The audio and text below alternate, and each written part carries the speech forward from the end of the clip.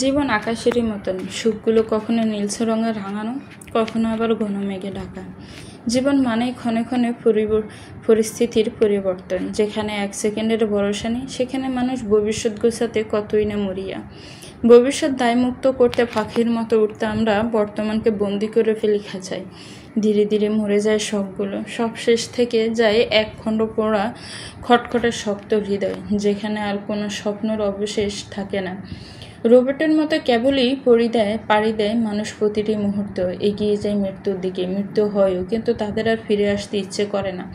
মৃত্যুর যন্ত্রণার সাথে সাথে পৃথিবীর নানাবিধ মানুষের নানা রূপ, মুখোশ, বিবিধ বৈশাচিকতা, বর্বর নির্যাতন নিমিত্তে শেষ করে ফেলে প্রাণগুলো। এরপর আর কি, কেউ ফিরতে চায় না ত্রিভুবনে।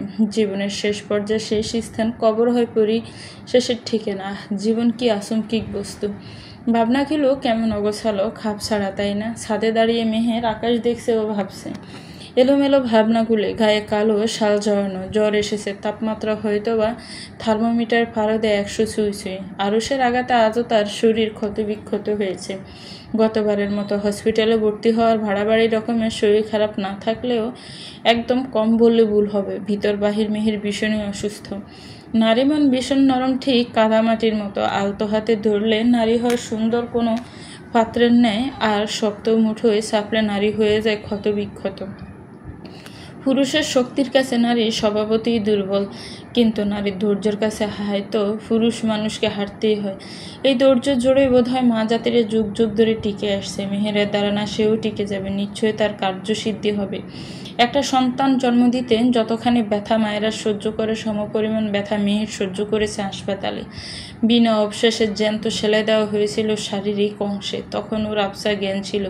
বহুবার আর্তনাদও করেছিল কিটকিটে যন্ত্রণা। নরম মাংসের তীক্ষ্ণ সূচে কড়াঘাতে রুহু বেরিয়ে আসতে চাইছিল। আরও একতরফার রক্তের সমুদ্র চিকন ধারায় বেয়ে পড়েছিল। মনে আছে মেয়েদের, ভেবেছিল আর হয়তো বাঁচবে না। কই, দিব্যি বেঁচে আছে, টিকে আছে। মা জাতের ধৈর্য বেশি বলেই বোধ হয় বেঁচে আছে। কোনো পুরুষের পক্ষে কখনোই এতখানি যন্ত্রণা সহ্য করা সম্ভব নয়। সেদিক থেকে হলো মেহেরের শক্তি বেশি। এমন অসীম শক্তির দ্বারা নিশ্চয়ই আরুষকে প্রতিহত করা সম্ভব, নিশ্চয়ই সম্ভব। 1:45 বাজে অসময়। স্ক্রিনে আবির ভাইয়া লেখা বেসে ওঠায় ফিকে হাসে মেহের। দেরি না করেই কল রিসিভ করে হাস্যোজ্জ্বল কণ্ঠে সালাম দিল। প্রথমে মিষ্টি করে জিজ্ঞেস করলো, কেমন আছেন অফিসার সাহেব? সেকেন্ডের গতিতে সালামের উত্তর দিয়ে অস্থির কণ্ঠে প্রশ্ন ছড়ে আবির, তুই জানিস না আমি কেমন আছি? বাড়ি আয় মেহু, খালামণি ভালো নেই। মাহি সারাদিন কাঁদে, ওরা তোকে ছাড়া ভালো নেই। তুমি আছো তো সামলানোর জন্য। মাহিকে বোঝাও, বলো যত দ্রুত সম্ভব কাজ শেষ হলে আমি ফিরে আসব। তুই যে পথে হাঁটছিস সে পথ থেকে ফিরে আসতে পারবি? পারবো ভাইয়া, আমার উপরে আস্থা রাখো। তুই পাগল হয়ে গেছিস, ওই অমানুষের সাথে কোন আশায় থাকছিস? তোর প্রাণের ভয় নেই? তোকে খুন করতে ওর হাত কাঁপবে না মেহু। আমার দেহরক্ষী আছে, খুব শীঘ্রই ফিমেল বডিগার্ড রাখা হবে। খোঁজ চলছে, তোমার সন্ধান থাকলে জানিও। আমি কি বলছি আর তুই কি উত্তর দিচ্ছিস? আমার কথা শোন পাখি, ফিরে আয়। তুই ভুল করছিস, জানো আমি শুনবো না। তবু রোজ কেন বলো ভাইয়া? তোমায় ফিরিয়ে দিতে প্রচণ্ড খারাপ লাগে। প্লিজ এ কথা আর বলো না। আমি এখন রাখছি, একদিন সময় হলে বেড়াতে এসো। মা ভাইয়ের খেয়াল রেখো ভাইয়া। মেহুর শোন, আমার লাইন ততক্ষণে কেটে গেছে। লম্বা দীর্ঘশ্বাস ফেলে আবির। প্রতিদিন মেহেরকে একবার হলেও ফোন করে ফিরে আসতে বলে, কিন্তু মেহেরের অকাট্য জেদের সাথে কোনোভাবে ফিরে ওঠে না। কে মেয়েটাকে বোঝাবে? আরও জন্য বিপজ্জনক। ছেলেটা হিংস্র, ধ্বংসাত্মক। আবিরের যে বড্ড চিন্তা হয়, ওর ভালোবাসা কবে বুঝবে মেহুটা? বুকে তীব্র ব্যাখ্যা হয় আবিরের। ভাগ্য এমন কুৎসিত, গেম না খেলে পারতো না। কেন ওর ভালোবাসাকে ছিনিয়ে নেওয়া হলো? ওর মতো ভালো কি এই জগতে মেহেরকে কেউ বাসতে পারবে? ছাদ থেকে নেমে এসেছে মেহের। জ্বরের তোর বেড়েছে, এক্ষুনি ওষুধ না খেলে মাথা ঘুরে পড়ে যাওয়ার সম্ভাবনা রয়েছে। এই মুহূর্তে নিজেকে সুস্থ রাখতে হবে সবার আগে। অ্যান্টিবায়োটিক ওষুধ খেয়ে মেহের সার্ভেন্টকে 1 কাপ আদা চা বানাতে বলে আরুষকে দেখতে গেল। মেয়েটাকে অত্যাচার করে শয়তান ছেলে ঘুমিয়েছিল তক্ষুনি। তারপর থেকে সারা শব্দ নেই। আরুষের ঘরে গিয়ে দেখলো আরুষ তখনও ঘুমাচ্ছে। মেজাজ চটল, তবু আরুষকে সে ঘাঁটল না। জ্বরে তেতো হয়ে আছে মুখ, বমি পাচ্ছে। মাথাখানা পাথরের মতো ভারী। এই অবস্থায় আরুষের সাথে যুদ্ধ করার শক্তি বা ইচ্ছে কোনোটাই নেই। চা খেয়ে আরুষের খাবার ওর ঘরে দিতে বলে বাড়ির মূল দরজা সহ আরুষের ঘরেও তালা দিল মেহের। রাতে আরুষ বের হবে না তার কি গ্যারান্টি? নিজের জন্য বরাদ্দকৃত গেস্ট রুমের দরজা আটকে এসার নামাজ পড়ে কিছু না খেয়ে ঘুমিয়ে পড়ল। ভোর উঠে আরুষকে তুলতে হবে কাল। বেটা নামাজ পড়ে না, মুসলিম হয়েও কাফিরের মতো কর্মকাণ্ড করে। আজ শেষ ঘুমিয়ে নি, কাল থেকে নাকানি চুবুনি খাওয়ার জন্য প্রস্তুত মেহে। ঠিক রাত 10টায় ঘুম ভাঙ্গা আরুষের। দরপরি উঠে হাঁপাতে থাকে। আরুষের মাঝে মধ্যে প্যানিক অ্যাটাক হয়। মূলত এমন হয় বেশি চিন্তা করলে। ছোটবেলায় মায়ের করা বেইমানি আরুষকে স্তব্ধ করে দিয়েছিল। মিসেস আয়েশা খন্দকারের টর্চারও কম সহ্য করেনি। স্নেহ মমতা পাওয়ার বদলে লাঞ্ছনা গঞ্জনা পেয়েছে মাত্র। যত্ন পায়নি, আদর পায়নি, মানসিক সাপোর্টও পায়নি। তারপর থেকে প্রায়শই হয়ে আসে। প্যানিক অ্যাটাক হলে সাধারণত আরুষের হাত পা কাঁপে, গা ঘেমে যায়, প্রেশার লো হয় এবং সবচেয়ে খারাপ লাগে বুকের ভিতর অস্থিরতা হলে। এসির পাওয়ার বাড়িয়ে দিয়ে ফ্রেশ হলো সে। টেবিলে চোখ গেলে দেখতে পায় রাতের খাবার ঢাকা দিয়ে রাখা। না চাইতেও কপালে মৃদু বাজ পড়লো। কোনোদিন ওর ঘরে খাবার দিয়ে যায় না সার্ভেন্ট। হঠাৎ আজকে কি এমন হলো? আরুষ দরজা খুলে বের হতে চাইলে তখনই পড়লো মহাবিপদে। দরজা খুলছে না। 2-1 বার টানাটানি করার পর অবস্থার নড়চড় যখন হইল না, তখন বুঝলো মেহের লক করে রেখেছে। অস্থিরতার সাথে ক্ষোভে মাথা চক্কর দিতে লাগলো। যেন জোরে জোরে দরজার লাথি মেরে সার্ভেন্টের নাম ধরে ডাকতে লাগলো এলোপাথারি। কেউ কর্ণপাত করলো না দেখে রাগ বাড়লো আরুষের। সোজা ব্যালকনিতে গিয়ে দড়ির সাহায্যে দোতলার আলিশান ছাদের নামলো। খুঁজতে খুঁজতে পৌঁছে গেল গেস্ট রুমে। দরজা লক করা দেখে করাঘাত করলো বহুবার। তীব্র শব্দ তুললো দরজায়, যেন ভেঙে ফেলবে তা। দুমদাম শব্দে নিদ্রা ভঙ্গ হলো মেহেরের। ঘুম ছুটিয়ে শুনতে পেল আরুষের শোরগোল করছে বাইরে। একটু বাদে বাদে চিৎকার করছে, এই মেয়ে দরজা খোল, খোল বলছে। সদ্য ঘুম ভাঙায় কেমন কেমন লাগছে মেহেরের। জ্বরের ভাব কেটে গেলেও শারীরিক দুর্বলতা রয়ে গেছে। পর্যাপ্ত ঘুমুলোয় সেরে যেত। আরুষ কি তা হতে দিল? রাগ বা বিরক্ত প্রকাশ পেল না মেহেরের। ওসব অনুভূতি এখন আর মাথায় খেলছে না। অতএব সাত ফাঁস না ভেবে মেহের দরজা খুলে দিল। আরুষের উদ্দেশ্যে ব্রু কুচকে প্রশ্ন ছাড়ল, কি সমস্যা? এখানে আপনার কি কাজ? তুই আমায় লক করে এসেছিস? কোন সাহসে? লক করলে আপনি আমার সামনে আসলেন কেমন করে?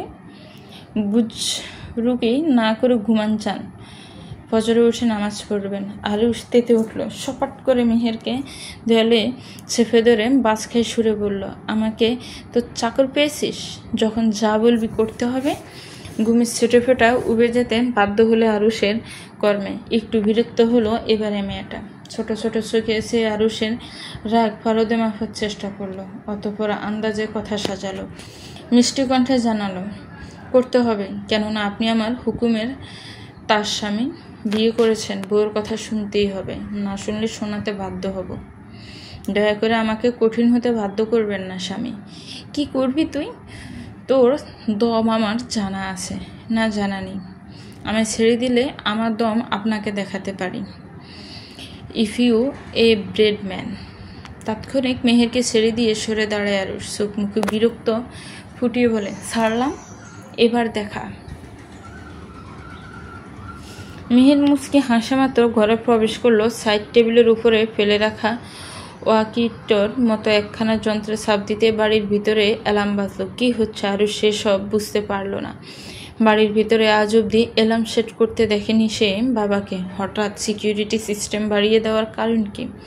2 মিনিটের মাথায় প্রধান দেহরক্ষী মঞ্জুর তড়িঘড়ি করে উপস্থিত হয়। শঙ্কিত কণ্ঠে প্রশ্ন করে, ম্যাম, কেউ কি অ্যাটাক করেছে? বাইরে কড়া সিকিউরিটি, কিন্তু কেউ ভিতরে আসবে কিভাবে? রিল্যাক্স আঙ্কেল, কেউ আসেনি। আপনার ছোট স্যারকে ঘরে আটকে রাখুন, মাত্রাতিরিক্ত চালাচ্ছে। তোর সাহস তো কম না মেয়ে, আমাকে আটকে রাখবে?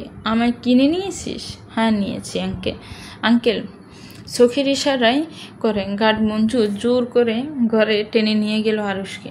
শক্ত সামর্থ্য লোকের সাথে ফেরে ওঠা দুষ্কর বেলা ঝোর জবস্তির পরও মুক্ত করতে পারে না নিজেকে।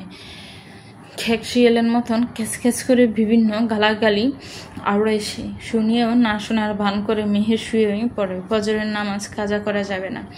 ভোর 4টা ফোনের অ্যালার্ম বাজার আগে ঘুম ভেঙে মেহেরের রোজকার অভ্যাস। এই সময়টা কিছুতেই ঘুমিয়ে থাকতে পারে না সে। সৃষ্টিকর্তার প্রতি আমাদের অনেক দয়া। তিনি আমাদের বানিয়েছেন শুধুই তার ইবাদতের জন্য। পৃথিবীটা তো 2 দিনের বাসস্থল মাত্র, আসল ঠিকানা যে অন্য কোথাও। শাড়ি বদলে সুন্দর একখানা সালোয়ার কামিজ পরে আরুষের ঘরের উদ্দেশ্যে পা বাড়ায় মেহের। কেন যেন মনে হচ্ছে আরুষকে ঘুম থেকে তুলতে তৃতীয় বিশ্বযুদ্ধ করতে হবে। শাড়িটা খুলে ফেললে কঠিন বিপদ। বেদ্যপ ছেলে কোনো গ্যারান্টি আছে? তালা খুলে ঘরে প্রবেশ করে ঘরের লণ্ডভণ্ড অবস্থা দেখে বিরক্ত হলো সে। রোজ রোজ ছেলেটা যদি এভাবে ভাঙচুর করতে থাকে, সারা বাড়িতে একখানা ফার্নিচার আস্ত থাকবে বলে মনে হয় না। আরুষকে বহুবার ডাকলো মেহের, কিছুতেই বেটা উঠছে না। না আর কত ডাকবে সে? মনে হয় না এভাবে আরুষের ঘুম ভাঙানো যাবে। উপরন্তর না পেয়ে মনে মনে মেহের কুবুদ্ধি রচনা করলো। বাথরুম থেকে এক মগ পানি এনে ঢেলে দিল আরুষের গায়ে। এবার যাবে কই? লাফ মেরে উঠে বসলো আরুষ। সদ্য ঘুম ভাঙায় হ্যাং করে মাথাটা পরিস্থিতি পরখ করতে ব্যর্থ হলো। ডেপ করেছে মেহেরকে দেখতে লাগলো। মেহের তখন আরুষের সামনে ক্লোজ আপ হাসি দিয়ে দাঁড়িয়ে আছে। কাটলো 1 প্রহর। জট লাগা অস্থির মজ্জায় এক একটা জট খুলে ফকফকা। আরুষ এতক্ষণে পরিস্থিতি ঠিকভাবে উপলব্ধি করতে পারল। মেহের তার গায়ে ফানি ফেলেছে দেখে বিষম তেতে খেল। আচমকিক চেপে ধরল মেহেরের বাহু। গরম চোখ করে কঠিন স্বরে বলল, তুই আবার আমার গায়ে ফানি ঢাললি? ভালো কথা, কানে না গেলে ফানি খেতে হয়। শুক্রিয়া করুন নর্দমার পানি গায়ে ডালিনি। বেশি বাড়াবাড়ি করলে তাই করতে বাধ্য হব। ইউচিপ।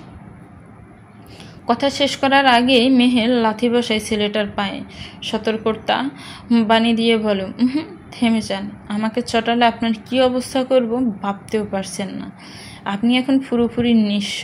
বিশ্বাস করুন, আপনাকে মেরে ফুতে দিলেও কেউ বাঁচাতে আসবে না। আমি তোকে ফুতে দিলে কুত্তাও লাশ খুঁজে পাবে না। তা কি জানিস?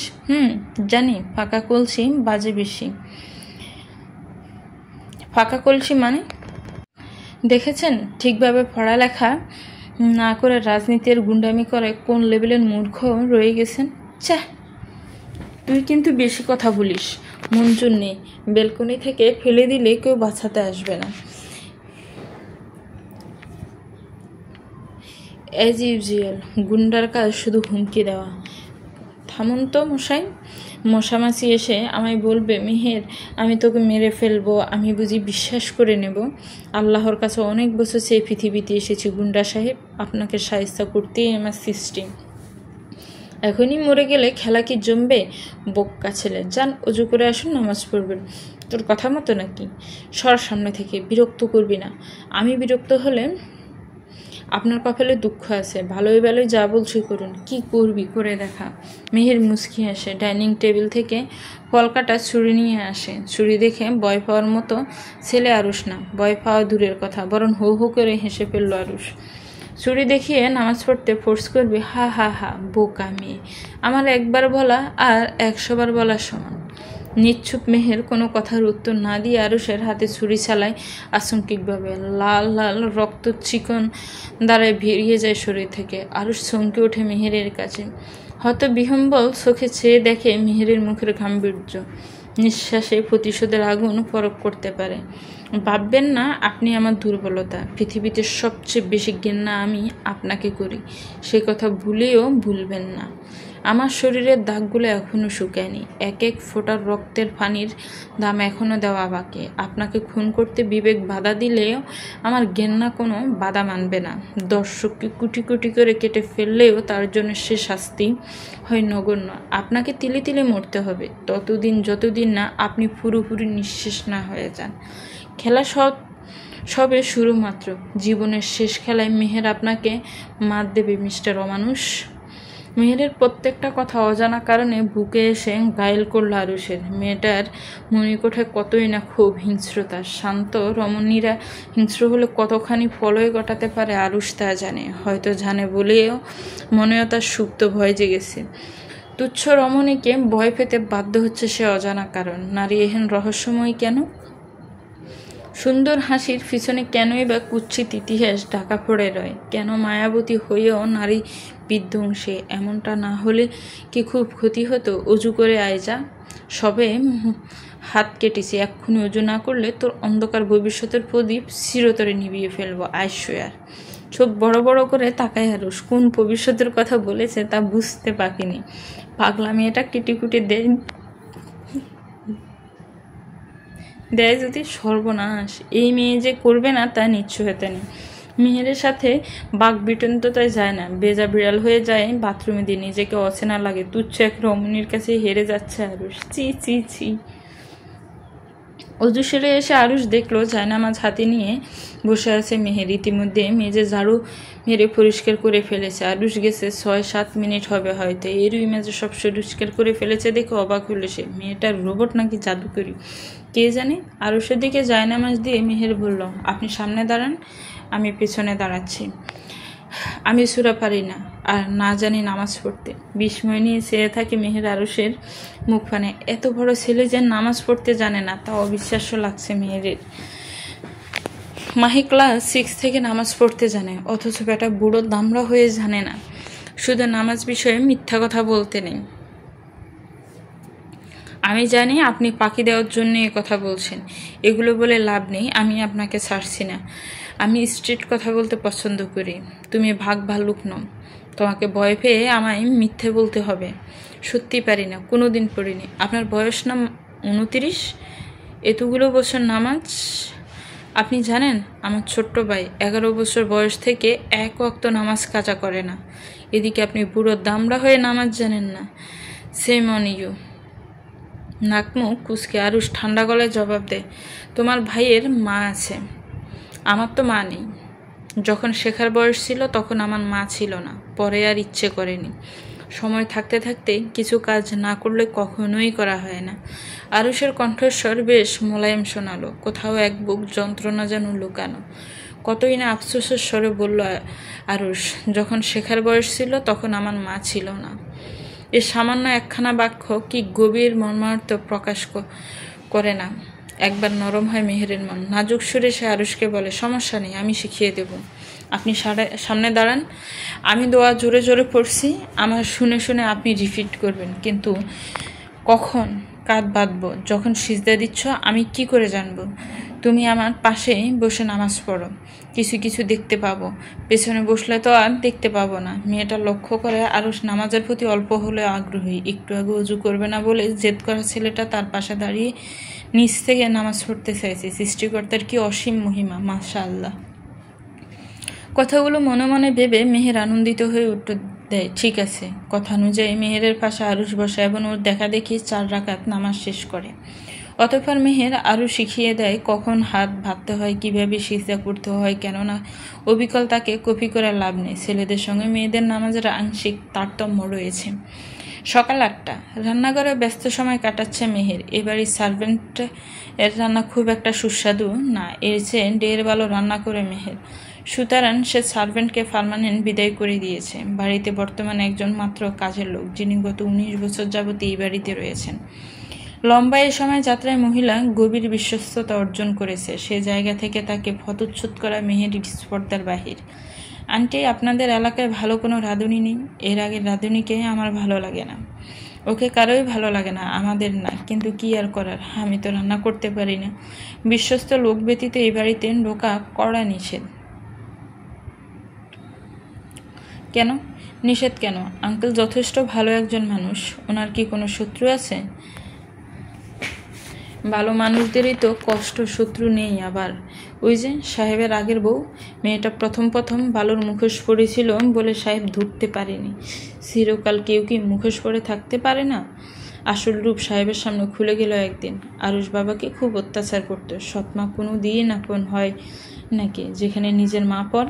মেয়ের দীর্ঘশ্বাস ফেলে কাজে মন দেয়। এখন আর নয়, ধীরে ধীরে আরুষ সম্পর্কে সবই তার জানতে হবে। এতে পরিবারের প্রাইভেসি নষ্ট হলেও কিছু করে না। আরুষকে বদলাতে সব কিছুই তার জানা দরকার।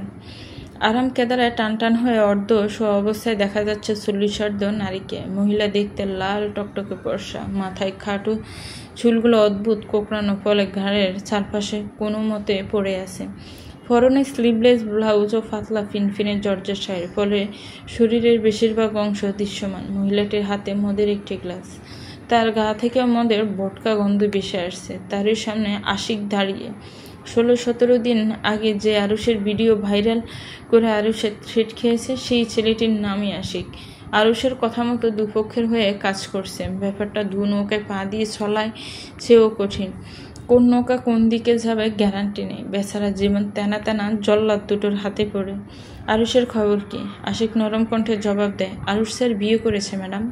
আহ, তুই আমরা সামনে আমার শত্রুর ছেলেকে স্যার কেন বলছিস মরকট? কাকে বিয়ে করেছে? ভাড়ের কোনো মেয়ে? না ম্যাডাম, প্রেমের বিয়ে। খোঁজ করে দেখেছি, মেয়ে সাদামাটা, মিডিল ক্লাস ফ্যামিলির। আরিশার মতো হয়তো। ব্রু বাজ করে আশিক প্রশ্ন ছুড়ে, আরিশাকে? আরুষের মা। সে যাই হোক, কাজের কথায় আয়। মেয়েকে দেখেছিস তুই? না ম্যাম, বাসা থেকে বাইর হয় না। খোঁজ রাখ, কখন সে বের হয়। চোখে চোখে রাখবি। ওই মেয়ে আমার পথের কাঁটা। আমার শান্তি কেড়ে নিয়ে মায়ের মতো সুখে সংসার করবে ভেবেছে। ও সব সুখ শান্তি কেড়ে নিতে না পারলে আমার নামও আয়শা খন্দকার নেই। আশিক মনে মনে মুখ ভাঙছে। আরুষ কোনো দিক দিয়ে কম নয়, ক্ষমতা অর্থে পরিপূর্ণ। মুখের বাসায় আরুষের ক্ষতি করব বললেই হলো। মহিলা হয়তো এখনো চিনে না আরুষ কি জিনিস। এনার মতো হাজারটা আয়শাকে কিনে বেছে ফেলার ক্ষমতা রাখে। Cause he has a criminal master mind. আমার ফোন কোথায়? দাও। কি প্রয়োজন আগে বলুন, তারপর দিচ্ছি। নিজের ফোন বিষয়ে কৈফিয়ত দিতে হবে? এই, তুমি কোন হ্যাডম এসে গেছো? বউ হয়ে আপনার অবশ্যই কৈফিয়ত দেবেন, দিতে বাধ্য। ভালো মানুষ হলে ফেরা দিতাম না।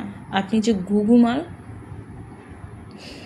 আরুষ বিরক্ত সুরে বলে, তুমি দিবে না তোমাকে ভেঙে ফেলব।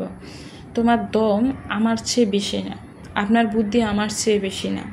আরুষ মেহেরের দিকে এগিয়ে যাচ্ছিল। এমন সময় আরুষের ফোন বেজে ওঠে। মেহেরের জামার সিক্রেট পকেটে লুকিয়ে রাখা ছিল তা। ভাইব্রেশন মোডে বাজার সুস্পষ্ট কম্পন অনুভূত হয়। ফোন বাজছে। মেহের বেলকুনিতে গিয়ে দরজা আটকে দেয়। আরুষ এতক্ষণও জানে না তার কল এসেছে। ভাই, আপনার কথা মতো শাকিলের হাত পা ভেঙে ফেলছি। এখন কি করবো? মাইরা দিব না এমনে ফেলায় রাখবো? মেহের শিউর উঠল ক্ষণিকের জন্য। গায়ের লোমকূপ দাঁড়িয়ে গেল। রাজনীতির পাশাপাশি আরুষ খুনাখুনিও করে? সি, এত খারাপ সে? ভাই, কথা কন, দ্রুত হাসপাতালে ভর্তি করুন, আমি আসছি। ছেলেটি গার্বে জিজ্ঞেস করলো, কে কথা কয়? আমি আপনার বসের বউ। আপনার ভাই সামান্য অসুস্থ, বলেছে ওনার কাজগুলো এখন আমায় দেখতে। আপনি তাকে সিটি হাসপাতালে নিয়ে যান, আমি আসছি। আচ্ছা ভাবি। কথোপকথন শেষে মেহের আরুষের ফোন থেকে সিম কার্ড খুলে নিজের ফোনে পুরে নেয়। অতঃপর নিজের একখানা নতুন সিম কার্ড আরুষের ফোনে পুরে দেয়। আপনার ফোন ধরুন। বাতাসের মতো হুড়মুড় করে এসে হাতে ফোন গুজে নিয়ে বাতাসের মতো ছুটল মেহের। ছেলেটা কিছু বলার আগে মেহের হঠাৎ কি হলো কি? হাসপাতালে সারা শরীরে ব্যান্ডেজ লাগানো এক যুবকের এক পা ঝুলিয়ে রাখা দড়ির সাহায্যে মানুষ হয়ে আরেকটা মানুষকে কীভাবে আঘাত করতে পারে? মায়া হয় না? ছেলেটির সামনে গিয়ে বসে মেহের। গলা শ্লেষা পরিষ্কার করে জিজ্ঞেস করে, আরুষ শেখ আপনাকে মেরেছে? ভীতিকর দৃষ্টিতে ছেলেটি তাকিয়ে থাকে মেহেরের দিকে। নিকাব সারা মুখ ঢাকা মেহেরের। চোখ দুটো ছাড়া কিছুই দেখা যাচ্ছে না। এই মেয়ে আরুষের লোক নয়, তার কি গ্যারান্টি? মুখ খুলে যদি পানে মেরে দেয়? ভয় পাবেন না, আপনি সব ঠিক বলুন। আপনার চিকিৎসার দায়িত্ব আমি নিয়েছি, আপনার সেফটির দায়িত্বও আমার। আমি আরুষের ব্যাচমেট। জুয়ায় আরুষের কাছে 10 লাখ টাকার বাজিতে আমি হেরে যাই। টাকা দিতে পারছিলাম না বলে আমাকে আরুষ থ্রেট করতো। লুকিয়েছিলাম এতদিন। আজ ওর লোকেরা আমায় ধরে মারধর করেছে। সামান্য কারণে উনি আপনাকে মারবে? আশ্চর্য। এটাই সত্যি ম্যাডাম। আমি টাকা দিতে না পারলেও আমায় প্রাণে মেরে দিবে। আপনার কোনো ভয় নেই? আমি আপনাকে সেফ জায়গায় রাখবো, কিন্তু একটা শর্তে। কোনো দিন জুয়া খেলতে পারবেন না। পাপ কাজ ছেড়ে দিতে হবে। আমি কথা দিচ্ছি। লম্বা নিঃশ্বাস ছেড়ে বাড়ির উদ্দেশ্য পা বাড়ালো মেহের। মনটা বিষণ্ণ। না জানে আরুষের কত অন্যায় লুকিয়ে রয়েছে আধারে। সেসব জানার পর কি আরুষের চেহারা দেখতে ইচ্ছে করবে অবচেতন মনের? এমনিতেই তেতো হয়ে রয়েছে হৃদয়, কারোর জন্য বিস্তর ঘৃণা জমিয়ে তাকে ভালো করা কি কঠিন চ্যালেঞ্জ নয়? কিভাবে পারবে শাসন করার আগে নিজেকে ভেঙে পড়লে? মেয়েদের ধৈর্য সহ্য বেশি তা বলে অসীম তো নয়। সৃষ্টিকর্তা সহায় হোক। বিদ্যুরহুল শেখ যে বড় আশা নিয়ে বসে আছে। অবাগা বাবার মুখের চেয়ে স্রষ্টা তাকে শক্তি দিক, আরও ধৈর্য দিক। থমথমে মুখে আশেপাশে চেয়ে মনে মনে আওড়ায় মেহের, আমিন। বরদুপুর রোদের সোনালি আছে মুখরিত চারিপাশ, কাছের জানালা গুড়ে ভেদ করে প্রবেশ করেছে সূর্যালোন। গোসল শেষে এসে শাড়ি পরতে ব্যস্ত মেহের। বাথরুমে শাড়ি পরতে গেলে অনেকটা ভিজে যায় বিদায় ঘরে তৈরি হচ্ছে। এমন সময় ঠাস করে দরজা খুলে ভেতরে প্রবেশ করে আরুষ। ব্যঙ্গাত্মক ভঙ্গিমায় বলে, আমাকে এলিওর করতে শাড়ি খুলে বসে আসছো? হা, ইজ এক্সপেক্টেড। চমকে উঠল মেহের। দরজাতে লক করা ছিল, লোকটা ঢুকলে কি করে? নিজেকে তড়িগড়ি করে ডাকতে ডাকতে চোখ মুখে ঝাঁঝনে তাকালো সে। মুখ খুলে কিছু বলতে যাবে তার আগে দেববাক্য ছড়ে আরুষ, ঢং করো না, এসব দেখা আছে। মাথা চক্কর দিয়ে উঠল মেয়েটার। লজ্জায় থমথমে হয়ে এলো মুখ। দৃষ্টি নামিয়ে নিজেকে জড়িয়ে রাখতে মনোযোগ দিল আবারও। কাঁপা কাঁপা সুরে বলল, রুম থেকে বের হন। রুম আমার, বাড়ি আমার, তুমি আমাকে বের করার কে? এই যে আমি বসলাম, উঠছি না। কে আমাকে বের করে তাই দেখব। গায়ে পড়ে কথা বলছেন কেন? অদ্ভুত, 2 মিনিট বাইরে গেলে আপনার জাত চলে যাবে। ডং বাদ দিয়ে আমার সামনে শাড়ি পরতে তোমার জাত চলে যাবে? শোনো, তোমার ফালতু এসবে আমার কোনো ইন্টারেস্ট নেই, তো বের হন। ঘাড়লের মতো আসেন কেন? রুম আমার, আমি যাব না। মেহের তর্ক থামিয়ে শাড়ি গুছিয়ে বাথরুমে গিয়ে পড়ে আসে। বাইরে এসে রাগি ফুসতে ফুসতে বলে, তেড়ামি করেন কেন আমার সাথে? আমার সিম কার্ড কোথায়? ভালোই ভালোই ফেরত দাও বলছি। সিম কার্ড খেয়ে ফেলেছি, দিব না। লাস্টবার বলছি ফেরত দাও। সিমের কথা পরে হবে, আগে বলুন শাকিল নামের ছেলেটাকে মেরেছেন কেন? সামান্য টাকার জন্য হাত পা ভেঙে দিতে হবে? আপনি এতইও মানুষ? তুমি ওর নাম কিভাবে জানলে? কারণ সকালে আমি আপনার ফোন রিসিভ করে সব শোনার পর হাসপাতালে গিয়েছিলাম। কি বিশ্রীভাবে মারিয়েছেন দেখেছি। Same on you. ওহ, তলে তলে তুমি স্পাইগিরি করছো? শোনো মেয়ে, আমার পার্সোনাল লাইফে ইন্টারফেয়ার করবে না, তাহলে তোমাকেও মেরে ওভাবে ফেলে রাখবো। সেই সুযোগ আপনি পাবেন না। মেহের বেরিয়ে এসে ঘর থেকে। আরুষের কপালে চিন্তার ছাপ পড়েছে। সেলা ফেলার সাথে যোগাযোগ করে ওদিকের খবর জানতে হবে, কিন্তু বেয়াদব মেয়েটা সিম কার্ড হাফিস করে দেওয়ায় নাম্বার নেই কাছে, মুখস্থও নেই।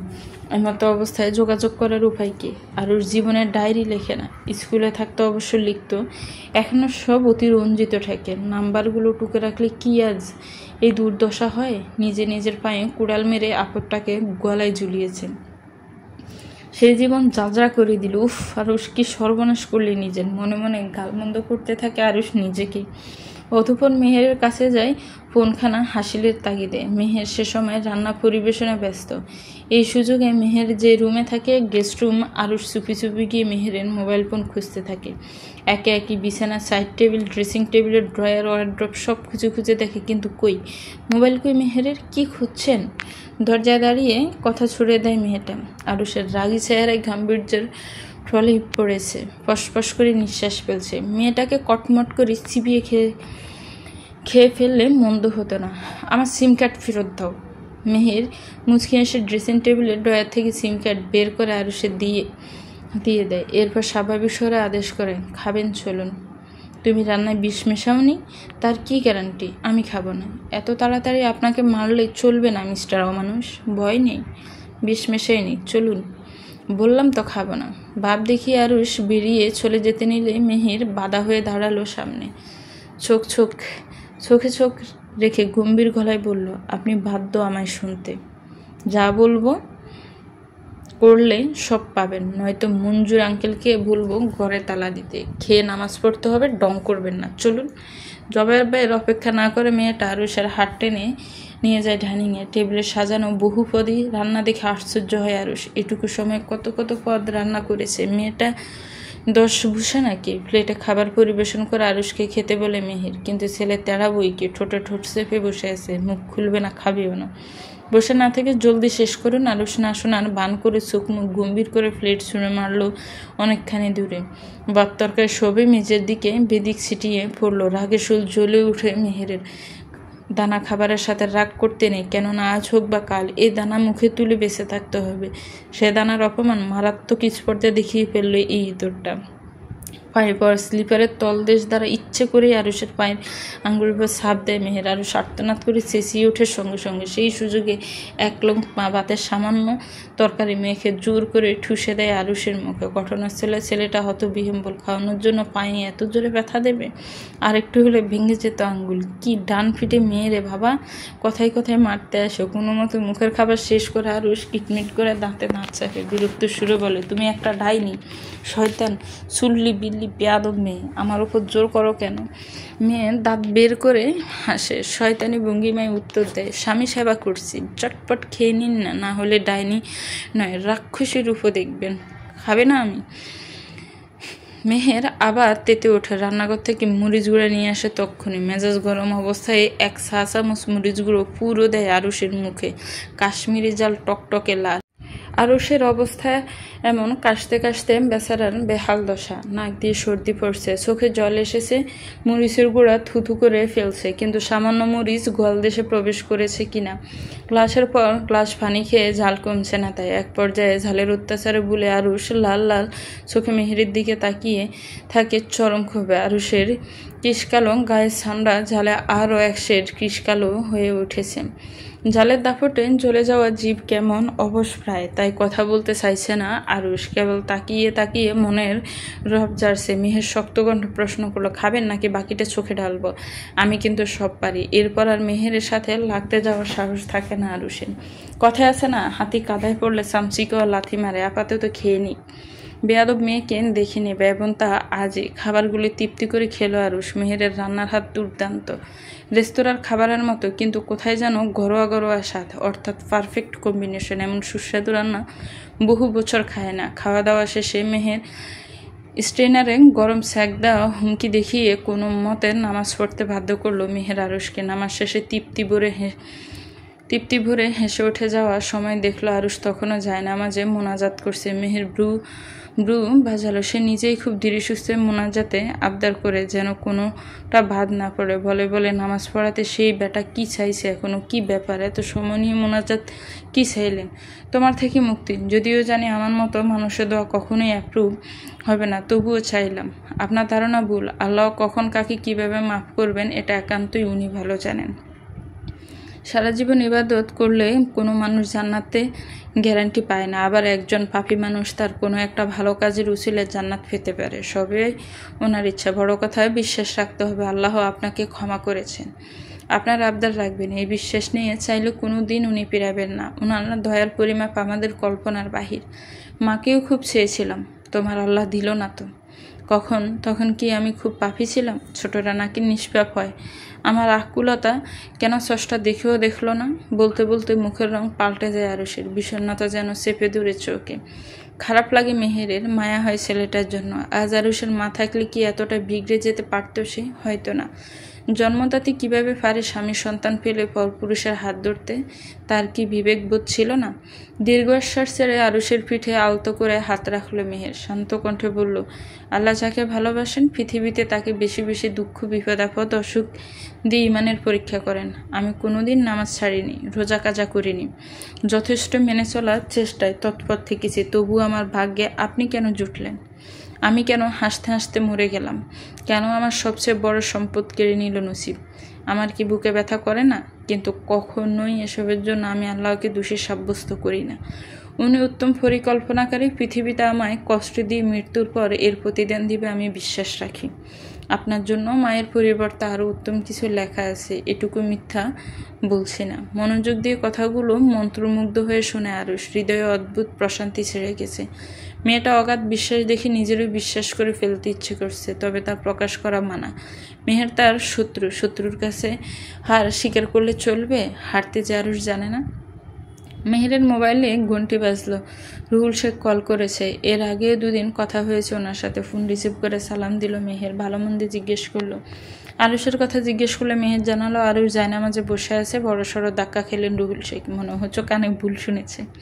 তব্দা মনে রুহুল শেখ মেহেরকে জিজ্ঞেস করলেন, তুমি সত্যি বলছো মা? মেহের মৃদু হেসে প্রসন্ন কণ্ঠে বলল, জি আব্বু, সত্যি বলছি। রুহুল শেখের প্রাণ ভরে গেল মেহেরের মুখে আব্বু ডাক শুনে। যাক, অবশেষে মেয়েটা তাকে আপন করে নিতে পেরেছে। আরুষ তোমার সাথে খারাপ ব্যবহার করে? সব ঠিক আছে, আপনি চিন্তা করবেন না। বাবা কল করেছে বুঝে আরুষ সো মেরে কেড়ে নেয় মোবাইল ফোন। গলা খাকারি দিয়ে জিজ্ঞেস করেন, যে আমার জীবন কয়লা করে দিয়েছে তাকে জিজ্ঞেস করছো কেমন আছে? আর আমি বন্যার পানিতে ভেসে আসছি। মেহের তো আছেই, তোমার ভালো থাকা নিয়ে কোনো চিন্তা নেই। জানি ও ভালোই রাখবে। না, ভুল জানো, ও একটা ডাইনি, রাক্ষসী। আমার মুখে মরিচ গুঁড়া ঢেলেছে। আর জানো, সহবত শেখাতে যা করার সে করবে, অনুমতি আমিই দিয়েছি। তাহলে এও বলে দাও ঠিকঠাকভাবে রোমান্স শিখতে। কবেই দাদু হয়ে যেতে, সব ওর দোষ। চুপ চুপ, মুখে লাগাম টানো অসভ্য ছেলে। আর একটা কথা বলবে না বেয়াদব। লোক কোটিবার বলবো, আলবাত বলবো। তুমি না বলো ওকে স্ত্রীর জায়গা দিতে। ওদিকে বেডি আমায় স্বামী নয়, শত্রু পাবে। যখন তখন আমায় ফিন্ডি চটকায়। বাবা, তুমি তোমার ছেলেকে ফিরে এসে জীবিত পাবা না। দেখবে ডাইনির রক্ত শুষে মেরে খেয়ে ফেলেছে। রুহুল শেষ বিরক্ত হয়ে ফোন কাটলেন। আর 2 মিনিট আরুষের ফেসাল শুনলে কানের ফোকাগুলো এবার মারা যেত। বাদুরকে কিভাবে সভ্য করবে মেহের খোদা ভালো জানেন। এদিকে মেহের রাগে ফুঁসছে। আরুষের বাসা জ্ঞানে শ্রী নেই, বড্ড বিশ্লেষণে এক একটা কথা। বাবাকে কেউ যাতা বলেন? ছি, আমি আপনার মুখ সেলাই করব মিস্টার অমানুষ। আপনার 3rd ক্লাস কথাবার্তা শুনে জাস্ট মরে যেতে ইচ্ছে করে। ধাক্কা দিতে হেল্প করতে পারি মেহেরজান। লজ্জা নেই? এত অপমান শুনেও মুখে খই ফোটে। বউয়ের কাছে আবার লজ্জা কিসের? দেখি কাছে আসো। মতলব কি? গায়ে পড়ে কথা বলছেন কেন? কঠিন মতলব আছে। বাবার একটা নাতি নাতনি লাগবে। বাজে কথা বলবেন না। বলবো না, করে দেখাবো। মেহের সরে যেতে চাইলে খপ করে আঁকড়ে ধরে আরুষ থাকে। শয়তানে হাসি দিয়ে দাঁত কিলিয়ে বলে, এবার কি হবে? ভয় পাই না তাই? হ্যাঁ তাই। তাহলে ভালোই হলো, তুমি আমায় এন্টারটেইন করবে। বাড়ি থেকে বাইরে যেতে দাও না, নিজেও কাছে আসো না। মেয়ের নেশা কি তীব্র হয় জানো? যে একবার মেয়ের নেশায় পড়ে ছাড়তে পারে না। এই বলেন আপনি মেয়েদের সহ্য করতে পারেন না। মেয়েরা প্রতারকের জাত। তাহলে প্রয়োজন মেটাতে মেয়ে জাতকে কেন বেছে নেন? লজ্জা করে না? রুচিতে বাঁধে না? হাজার হাজার পুরুষের ছোঁয়া পতিতাকে স্পর্শ করতে বমি পায় না? ছি, ভাবলেই তো বমি পায়। আপনার পায় না? গিনাসুরের কথাগুলো তেতে কণ্ঠে বলল মেহের। আরুষ তাতেও পাত্তাহীন, চিন্তাহীন এবং লজ্জাহীন। বুক ফুলিয়ে বরং ভাব নিয়ে আরুষ জবাব দেয়, না, পায় না। আমার আনন্দ পায়, খুশি লাগে। যে জাত আমার বাবাকে আমাকে ফেলে চলে গেছে, দেহের চাহিদা মেটাতে না পেরে, টাকার লোভ সামলাতে না পেরে, আমি সেই জাতকে পায়ের তলায় পিষে আমি আনন্দ পাই। টাকা খুব মজার জিনিস। 2 পয়সার জন্য যখন নিজেকেও বিলিয়ে দিতে দ্বিধা করে না ওরা, আমি তখন অবাক হয়ে দেখি বিশ্রী যন্ত্রণা দিয়ে মেরে ফেলার চেষ্টা করি। ওরা মরে না, শুধু টাকার লোভে সহ্য করে। তুই তাদের একজন না হয়েও তাদেরই মতন। লোভ তোরও খুব কম। সম্পত্তি প্রতিপত্তি এসব দেখে মাথা নষ্ট হয়ে গেছে। তাই আমায় স্বামী বানিয়ে আমার বাপকে বুলিয়ে সব হাসিল করতে চাইছিস। আচ্ছা, তা না হয় করিস। তার বিনিময়ে আমায় খুশি করবি না? আমি তোকে সহ্য করে যাই কেন জানিস? তোকে ভোগ করার স্বার্থে। নয়তো তোর মতন ছোট লোকের বাচ্চাকে আরো নিজের ঘরে সাজিয়ে রাখে। প্রতিটি কথার বান বুক ছিঁড়ে বেরিয়ে গেল যেন। মেহেরের চোখ দুটো নয় টুম্বে, শুধু খসে পড়ার অপেক্ষা মাত্র। মুখের রং পাল্টে গেছে। গোলা দেখছে আরুষকে। তার উদ্দেশ্য আরুষকে শাস্তি দেয়। কই আরুষকে শাস্তি পাচ্ছে, উল্টো ওই ফুরে যাচ্ছে প্রতিনিয়ত। আরুষের মতন অমানুষের সাথে কে থাকতে চায়? কি হয় টাকা দিয়ে যদি হাত ধরার মানুষটাই নোংরা হয়? আরুষের টাকা তো মেহেরের চায় না, কোনোদিনও সম্পদ প্রতিপত্তি ভোগ করতে চায় না। অথচ আরুষ কতই না কুদৃষ্টিতে তাকে প্রতক্ষণ করে যায়। তার সম্পর্ক ভাবে কতটা খারাপ। মেহেরের শত্রু মেহেরকে ভাবে না। চোখের অদরে জমা মেঘ গাঢ় হয়েছে। কাঁদলে কি চলবে? আপনার সম্পত্তির আশে আমি মেহের করি না। একদিন আপনাকে ভুল প্রমাণ করে আমি ঠিকই চলে যাব। আমার দিকে তোলা প্রতিটা কথা সেদিন আপনার বুক ছেড়ে বেরিয়ে যাবে আরুষ শেখ। ততদিন পর্যন্ত যত যাই হোক আমাকে প্রতিহত করতে পারবেন না। আমার ধৈর্য সম্বন্ধে কোনো ধারণা আপনার নেই। তুই আমার থেকে কিছু নাই আশা করতে পারিস, আমি তো করি। মেহের ভ্যান্দাক্ত খেসে জবাব করে, দেহ কিসের এত লালসা আপনার নারীদের দেহের প্রতি? আপনার জীবনে কি আছে বলতে পারবেন আমায়? না কোনো ভালো বন্ধু, না প্রেমিকা, না আপনজন। আপন বাবা নিজেই আচরণে দূরে সরে গেছে। একটা কুকুরের থেকেও নিম্নমানের জীবনযাপন করেন আপনি, অন্যের প্রতি না হোক। নিজের উপর কি একটু দয়া মায়া হয় না? তোর জ্ঞান শুনতে আমি বাধ্য নই। বউ হয়ে ঘাড়ে চেপে আসিস, আমার বাপের হোটেলে গান্ডে ফিন্ডে গিলছিস, দাম দিবি না? খামাস মিস্টার অমানুষ, খবরদার আমার দাম দর করবেন না। আমায় রাস্তার মেয়ে পেয়ে বসেননি, রইল কথা বাদ কাপড়ে। এটা আমার অধিকার, কারো দয়ায় আমি বেছে নেই। তুই আমার অধিকার জানিস না স্বামীকে সুখী করতে হয়? সে কাজে তুই এতটুকু ভূমিকা রাখিস না, প্রয়োজনে মনে করিস না। মানুষের মতো মানুষ হলে স্যাটিসফাই ঠিকই করতাম। কোনো অমানুষকে খুশি করতে যখন তখন শুয়ে পড়তে পারবো না। আপনার মুখ দেখতে আমার ঘৃণা করে। ক্রোধে আরুর সঙ্গে সঙ্গে মেহেরের বাহু চেপে ধরে রাগে ফুঁসে উঠে চিৎকার করে, আমায় দেখতে এতই ঘৃণা লাগে তো? চলে যা। তোকে কে ধরে রেখেছে? আমার জন্য মেয়ের অভাব হয় না, তোকে ছোঁয়ার জন্য আমি মরে যাচ্ছি না বেহায়া। কথা শেষ হওয়ার আগে সজোরে ধাক্কা মেরে মেহের ছিটকে গিয়ে পড়ে কাবাডের উপর। কাবাডের কণা লেগে সহসা কেটে যায় কপালের একাংশ। আরুষ ফিরে দেখে না, মেহেরকে সেভাবেই ফেলে চলে যায়। যদি ফিরে চাইতো তবে অচল নিস্তেজ মেয়েটাকে দেখে হয়তো বুঝতো সে জ্ঞান হারিয়েছে, কিন্তু না, অজানা প্রসিকতা গ্রাস করেছে মস্তিষ্কে। ফলে সে আর ফিরে চাইল না, ভাবল না। অবচেতন মন গুণাক্ষরে জানতেও চাইল না মেয়েটা ঠিক আছে কিনা। তার কি এমন কঠিন হওয়ার সাজে? স্বামী হওয়ার আগে সে কি একজন মানুষ নয়? কেন এক ফোঁটা মায়া সে দেখালো না মেহেরকে? তাকে জোর করে খাবার খাওয়ানো, মুখে মরিচ গুঁড়া ঢেলে দেওয়া, তারই প্রতিশোধ বুঝি নিল আরুষ। এবার কি তার শান্তি হলো? প্রতিশোধ নিতে পেরে আনন্দ পেল কঠিন হৃদয়। ক্লাবের অন্ধকার কোণে সোফায় বসে একের পর এক গ্লাস সাবার করছে আরুষ। মদ খাওয়া তার বহু পুরনো অভ্যাস। হবে প্রায় বছর 2190 দিনের লম্বা সময়ের ব্যবধানে মদ আরুষের শরীরের রন্ধ্র রন্ধ্র প্রবেশ করেছে। হাফ বোতলে এক চুমকি শেষ করলেও নেশা ধরে না, একটার বেশি লাগে। পুরো একখানা বোতল শেষ করে আরুষ দ্বিতীয় বোতল খোলে। খানিকক্ষণের মধ্যে বোতলে অর্ধেক হাফিস করে ফেলে। অবশেষে নেশা আয়ত্ত করতে সক্ষম হয় তাকে। মাথা বনবন করে ঘুরপাক খাচ্ছে, চারপাশটা কেমন ঘোলা গোলা। খারাপ লাগছে না, যন্ত্রণা বুলিয়ে ফেলতেই মদের আশ্রয় নিয়েছিল আরুষ। এখন মনের আক্রোশ দূর করতেও সহায়তা নেই। ক্ষতি কি যদি এক প্রহর নেশায় ডুবে জীবনের যাবতীয় যন্ত্রণা ভুলে থাকা যায়? মেহেরের জ্ঞান ফিরেছে একটু আগে। শরীরের যত্ন বিশেষ নেয় না, খাওয়া দাওয়ার দায় সারা ভাব। শারীরিক দুর্বলতাও মাথার ছোট অনেকক্ষণ অজ্ঞান রেখেছিল তাকে। অবশেষে সার্ভেন্ট শিউলি আন্টি মেহেরের জ্ঞান ফেরায়। ডাক্তার ডেকে কপালে ব্যান্ডেজ করে যথাসম্ভব সর্বোচ্চ পরিমাণে সেবা যত্ন করেন। আপাতত মেহের কিছুটা ভালো। এখন কেমন লাগছে মা? ভালো। বড় সাহেবকে আমি সবই বলবো। আরুষ বাবা যা করলো তা অন্যায় করেছে খুব। মেহের দৃঢ়সুস্থ জবাব দিল, না আন্টি, আমাদের মধ্যেই থাকুক এসব। উনি অসুস্থ, বাসার খবর জানিয়ে আর অস্থির করবেন না, এদিকটা আমি সামলাই। আরুষ বাবার মাথায় ঠিক নেই, যদিও তোমাকে বড় কোনো আঘাতে জখম করে ফেলে। ভয় পাবেন না, আমার কিচ্ছু হবে না। আচ্ছা, মঞ্জুর আঙ্কেল কোথায়? ওনার উপর নজর রেখেছেন তো? মঞ্জুর গেছেন আরুষের পেছন পেছন। পথে কোনো বিপদ হলে সবসময় ওকে চোখে চোখে রাখা হয়। টেলিফোন করেছিলাম, বলল ক্লাবে মদ গিলছে। শিউলি আন্টির শেষ কথায় রাজ্যের ঘেন্না বিরক্ত মেশানো ছিল। মেয়ের হঠাৎই আত্মঘাতী হয়ে গেল। ঘুরে ফিরে সে এক ঘটনা। কেউ নিজ প্রচেষ্টায় ভালো হতে না চাইলে কি তাকে ভালো করা যায়?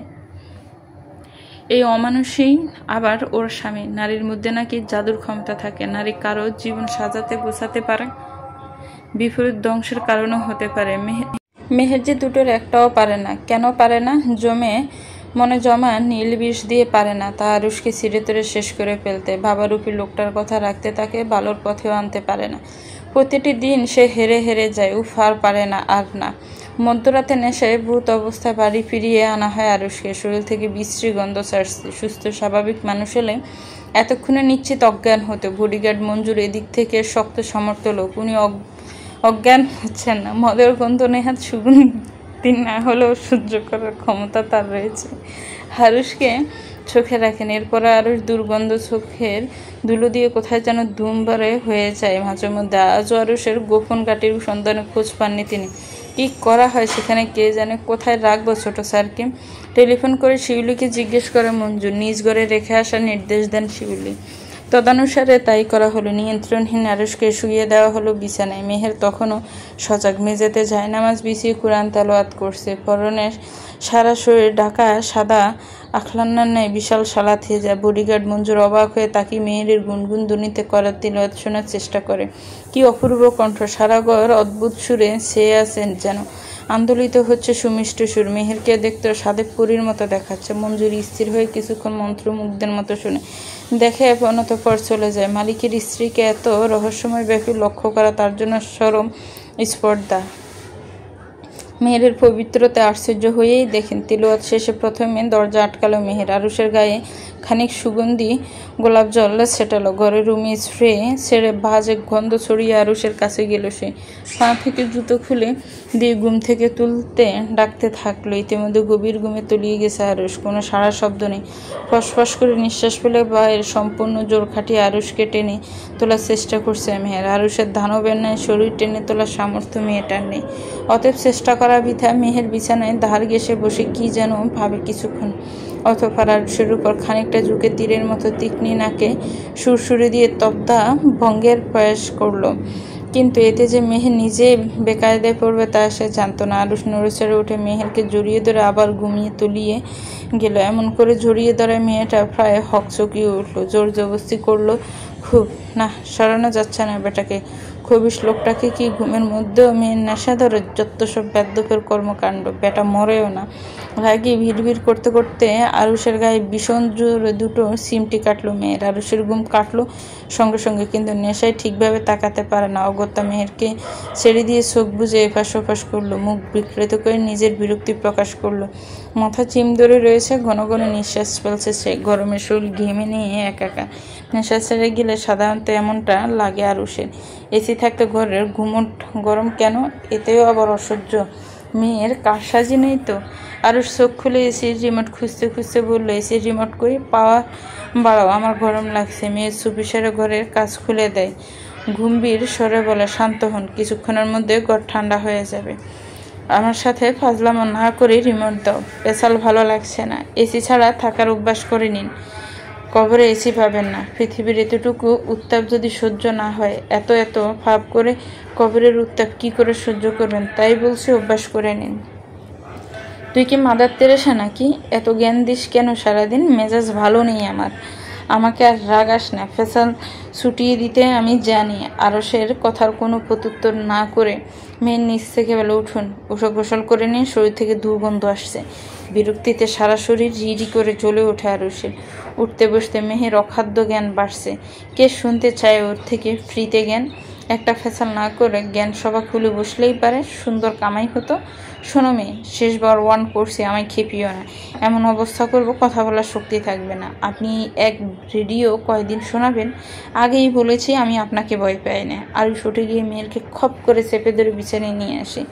তিক্ত চাহনিতে তাকিয়ে থাকে মেয়েটার পানে। মদের দুর্গন্ধের নারী ফসে গেলে যাওয়ার জোগাড় মেহেরের। যে মেয়েটা সিগারেটের গন্ধ সহ্য করতে পারে না, তার নাকে কি মদের ঘ্রাণ সইবে? চোখ মুখ খিসে ধরে মেহেরের ধিক্কারের প্রশ্ন ছুড়ে, ক্লাবে আজ মেয়ে পাননি? শরীর খিদে মেটানোর আমি ছাড়া আর কেউ নেই? যাকে অসহ্য লাগে তাকে স্পর্শ করতে আপনার হাত কাঁপে না? নাকি দর্শক হয়েই জন্মেছিলেন?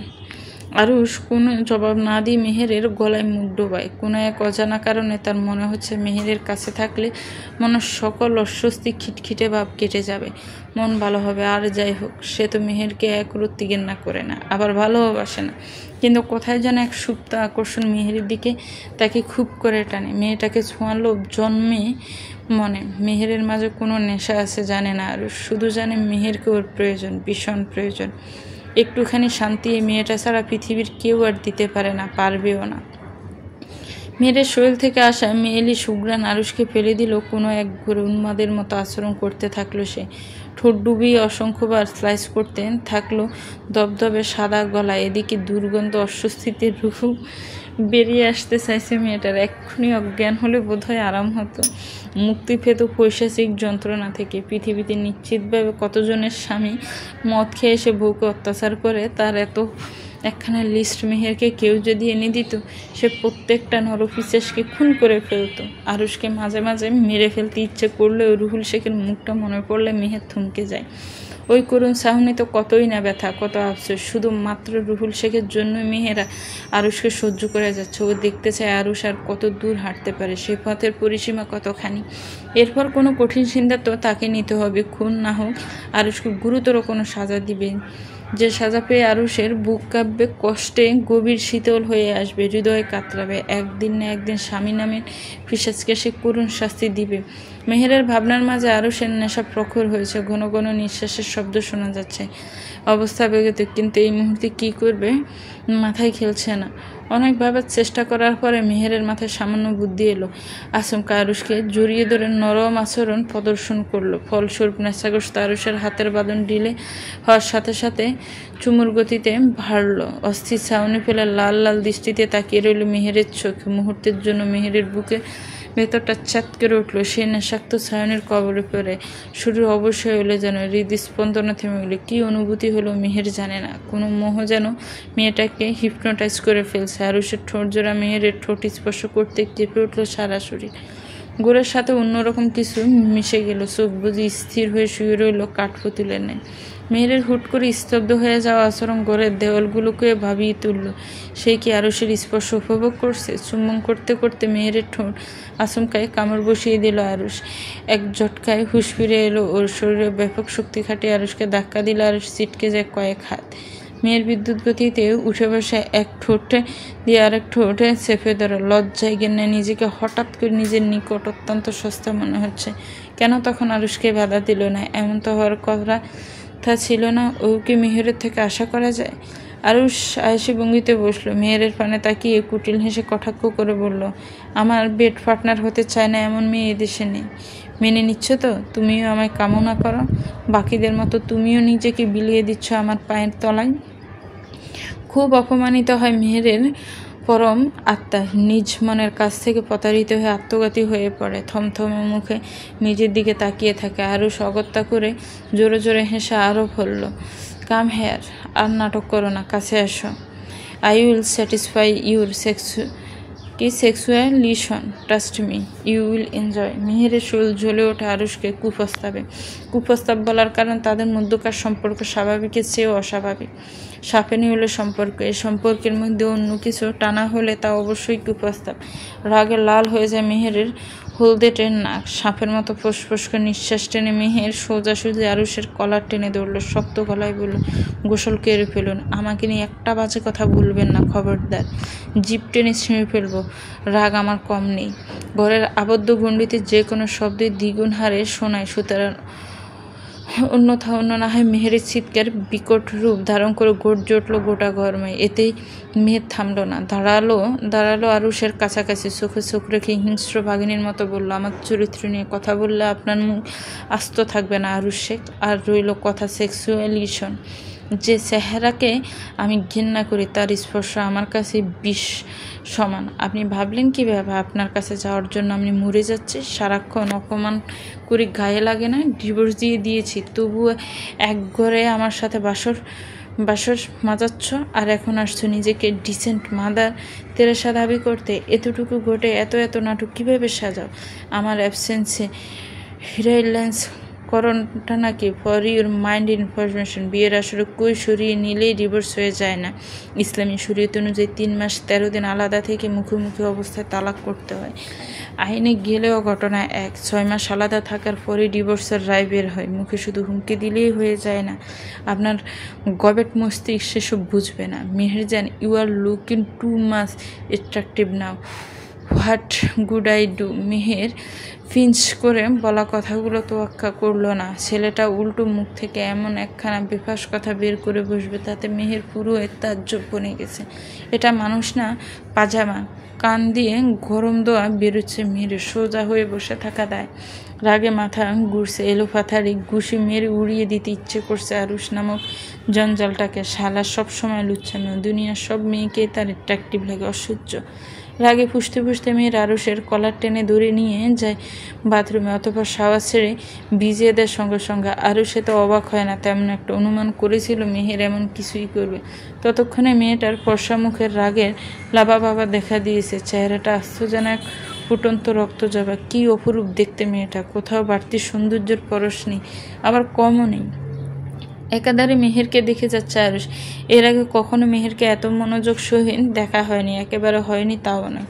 প্রথম দিন যেদিন শাড়ি পরে মেয়েটা রেস্ট হাউসে গিয়েছিল, মেহের সেদিন খুব মনোযোগ তাকে। এরপর আজ মেহেরকে সে যত গভীরে শুয়েছে তত গভীরে ওকে নিয়ে কেউ কল্পনাও করেনি। অথচ এই মেয়েটাকে আরুষ আজ অব্দি চোখে ভরে দেখেনি, মুগ্ধ হওয়ার চেষ্টা করেনি। কেন? মেহেরকে সে প্রথম দিনই মন ভরে দেখে ও রবে মুখস্থ করে ফেলা কি আরুষের কর্তব্য ছিল না? অসম চিন্তা নাকি ঘোর জানা নেই। স্বাভাবিক থাকতে থাকতে অস্বাভাবিক মাদকতা গ্রাস করলো আরুষকে। শারীরিক চাহিদা থেকে নয়, সত্যিকারের মাদকতা, যা আসে সরাসরি মস্তিষ্ক থেকে, মন থেকেও নয়।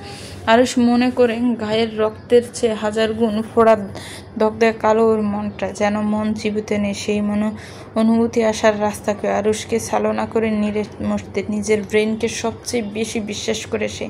ইউ মনে করে ব্রেন সর্বদা ঠিক দিকে নিয়ে যাবে তাকে। আজ এক্ষুনি আরুষের কি হলো তা সে জানে না। এই যে এমন থমকে গেল সেই নারীতে, যে তাকে তুচ্ছ তাচ্ছিল্য করে প্রতিদিন, এমনকি কয়েক ঘন্টা আগেও। যে নারীর অগ্নিমূর্তে আসংখ্যিক এক ফোড়ন নেশায় ফেলে দিয়েছে, তার ঠাউর কি আরুষের সজাগ মস্তিষ্ক করতে পারছে? নাকি সেসবের খোঁজ রাখতে দিচ্ছে না নিজ খেয়াল? কে জানে এর উত্তর কি? রক্ত যাবার মুখখানা চাইতে চাইতে দৃষ্টি স্পর্শ করলো মেহেরের জ্বলন্ত চোখে। এক সমুদ্রে আগ্নেয়গিরির ঢেউ খেলা করছে ওই নয়নে। কি ভীষণ ঘৃণা ধরা চাহনি মেহেরের। বুকটা কেমন ছাত করে উঠল আরুষের, সেই সাথে চিনচিন ব্যথা। দমটাও বুঝে আটকে গেল। শরীর হিম করে দিল মেহেরের ঘৃণা চাহনি। এই চোখ জোড়া আরুষের পরিচিত। রোজ একবার করে ঘৃণা চাহনির শিকার হয়ে আসছে। যেদিন প্রথম মেহেরের সাথে সংঘর্ষ হলো ভার্সিটিতে, হুবহু ওই ঝলসে দেওয়া দৃষ্টিতে তাকিয়েছিল মেহের। কেন এভাবে তাকায় মেয়েটা? কবিরা যে বলেন নারী মমতাবয়ী মায়াবতী। একজন নারী হয়ে মেহেরের দৃষ্টিতে আগুন কেন থাকবে? মেয়েটা কি জানে ওই আগুন চাউনি দেখে আরুষের বুকে ব্যথা করে? ছাপা বয়ে কলিজাটা কামড়ে ধরে আরও ভাবতে পারল না আরুষ, ভাবলো না আর। মাঝরাতের ট্রাঙ্কের পানি বরফ শীতল, শীতল পানির এক ফোঁটা যেন আকাশ থেকে ঝরা শিলাবৃষ্টির ন্যায় আশ্রয় পড়ছে শরীর। আরুষ কাঠপুতুলের ন্যায় এগিয়ে গেল মেহেরের দিকে। কাছে গিয়ে দাঁড়ালো মাত্র। শীত শীত করলো। উষ্ণ মেহেরকে স্পর্শ করার সাহস করলো না। যদি ফুরিয়ে দিয়ে পশম করে দেয় তাকে? বিভ্রান্তির বিষয় এই যে মেহেরের দৃষ্টি থেকে এখনো অবধি চোখ ফিরাতে পারেনি আরুষ। কেন পারেনি তার ব্যাখ্যা অজানা, কিন্তু এও জানা যাচ্ছে না আরুষ চোখ ফেরাতে পারছে না নাকি চাইছে না। আর একটু গা ঘেঁষে দাঁড়িয়ে গেল সে মেহেরে। তাতেও মেহেরের এক ফোঁটা হেলদোল দেখা গেল না। সে শুধু তাকিয়েই রয়েছে। ভালোবেসে মানুষ বোধহয় চোখে চোখ রেখে এতটা সময় কাটিয়ে দিতে পারে না, যতটা প্রখর ঘৃণা করে কাটিয়ে দিচ্ছে মেয়েটা। এ কথা আশ্চর্য বই কেউ অগ্নিমূর্তি। মেহেরের চাহনির কোনো পরিবর্তন হয়নি, ফলক ফেলেনি সে। হয়তো ফলক ফেললে দৃষ্টির আগুন নিভে যাবার ভয় আছে। মেহেরের চোখ বেয়ে খালি অশ্রু গড়াচ্ছে, যদিও তা সামান্য সই, কিন্তু আরুষের মনে হচ্ছে এই জল জ্বলন্ত আগুনের ভেজা ছাই। তোমার আগুন চোখে তাকিয়ে প্রথম দেখেছিলাম নিজের সর্বনাশ। তুমি কাছে আসায় আমি পেয়েছিলাম আমার ধ্বংসের পূর্বাভাস। মেহেরের মুখোমুখি অবিশ্রাবণে দাঁড়িয়ে ঘন ঘন নিঃশ্বাস ফেলতে ফেলতে আরও স্বীকারোক্তি দেয়। মেহেরের মাঝে কোনোরূপ প্রতিক্রিয়া দেখা যায় না। আরও অস্থির কণ্ঠে প্রশ্ন করে, আমায় ধ্বংস করতেই কি বারবার কাছে আসো মেহেরজান? একসাথে এত ঘেন্না আমি কোনো দিন দেখিনি। একগাল তাচ্ছিল্যের হাসি দিল মেহের। অপলক তাকিয়ে থেকে প্রত্যুত্তর করল, ঘেন্নাবাদে কোনো নেতিবাচক অনুভূতি পাওয়ার যোগ্যতা কি আপনার আছে? আপনার সম্মান আছে, ইজ্জত আছে, চরিত্র আছে, প্রিয়জন আছে? কি আছে আপনার, যার দরুন আপনাকে ঘৃণা না করে ভালোবাসা যায়? আরুষের হঠাৎ কি হলো কে জানে। মেয়েরের শক্ত কথাটি শুনে তার চোখে জল এলো। এই প্রথম আরুষের চোখে পানি দেখে থমকে গেল মেহের নিজেও। আমরা যা ভাবি তার খুব বেশি ব্যতিক্রম ঘটনা ঘটে গেলে মস্তিষ্ক চট করে মানতে পারে না, হতভম্ব হয়ে বয়কে যায়। কিছু ভাবতে যেমন পারে না, ফলস্বরূপ যাবতীয় কার্যসিদ্ধ করে নেয়। এমন কয়েক গ্রাম বোটা মস্তিষ্কের ওজন ব্যয়ে ব্যবসাকে খেয়ে দাঁড়িয়ে থাকলো মেয়েটা। না, একটু ভাবতে হবে, অস্থির হতে হবে, মাথাটা ফাঁকা ফাঁকা লাগছে। চলবে তো ভিউয়ার্স, গল্পটার এই পর্ব কেমন লেগেছে একটু কমেন্ট করে জানাবেন। গল্পটা ভালো লাগলে একটি লাইক করবেন, গল্পটাকে শেয়ার করবেন, আর আমার চ্যানেলটি প্লিজ সাবস্ক্রাইব করবেন। যারা অলরেডি সাবস্ক্রাইব করে রেখেছেন তাদেরকে অনেক অনেক ধন্যবাদ। ভালো থাকবেন, সুস্থ থাকবেন, আমার চ্যানেলের সাথেই থাকবেন। আল্লাহ হাফেজ, আসসালামু আলাইকুম।